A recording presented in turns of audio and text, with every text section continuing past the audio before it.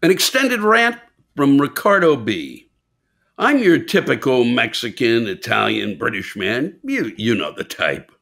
And I'm here to finally lay it all out in the open. I hate social media. I'm old enough to remember the days when Facebook was a nice way to spend the time stalking your old girlfriends, finding out which of your friends got bald and who got divorced. But now things are different. Since the arrival of TikTok, now every single site must include shorter and shorter videos designed for a generation of people with the attention span of a goldfish.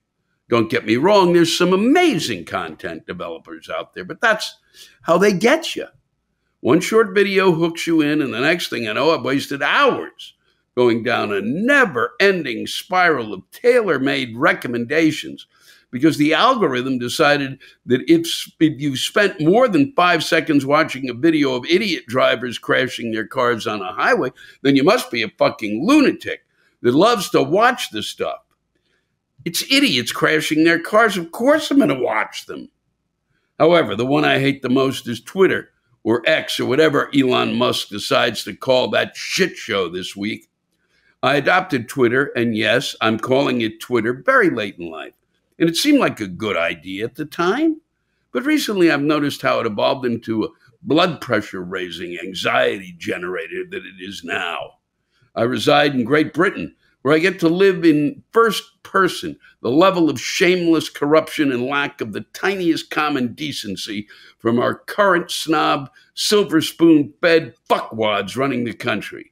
I don't need a constant reminder every time I scroll down my Twitter feed of how Brexit is ruining the country, how our beaches are literally full of shit, or how the rich in power have an agenda to continue getting themselves and their millionaire friends richer.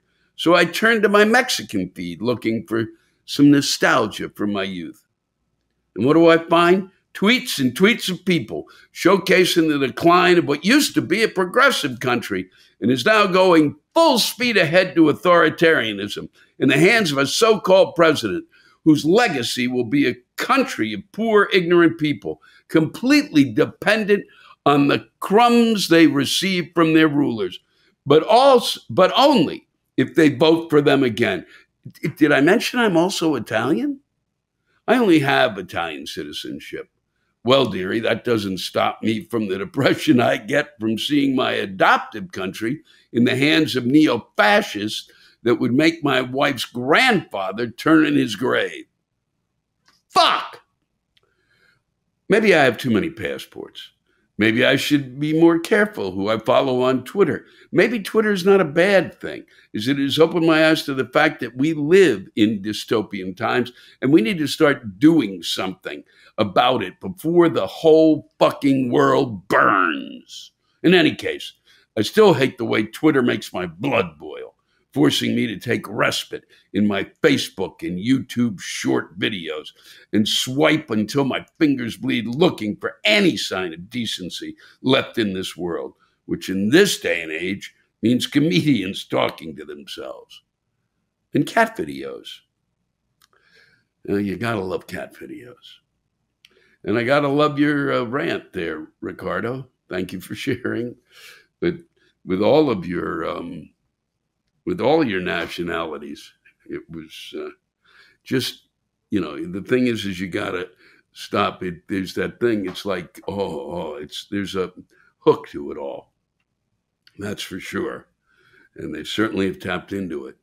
And we're like those pigeons who were punching to get a pellet out of, to get some food, whatever it's called, that reinforcement that occurs only occasionally. And that's what happens here. That's what I think is the hook. That's what we find addictive, and certainly pigeons do. And a lot of the times I feel that our brain is no bigger than a pigeon's. But thank you, Ricardo. Just try to stay away from it, in order for your sanity to kind of restore itself. And it's tough. I get it. I mean, I read these responses I get on Twitter, on something else, but it's mostly Twitter that I read it on. And I read, what people have to say about my special, and I make myself insane. They say things that are just, mean, mean things. And or I read them like I'm reading a review in the New York Times, like when like they're reviewing a major play of mine, and I'm looking at it going, oh my God, really? I suck that badly?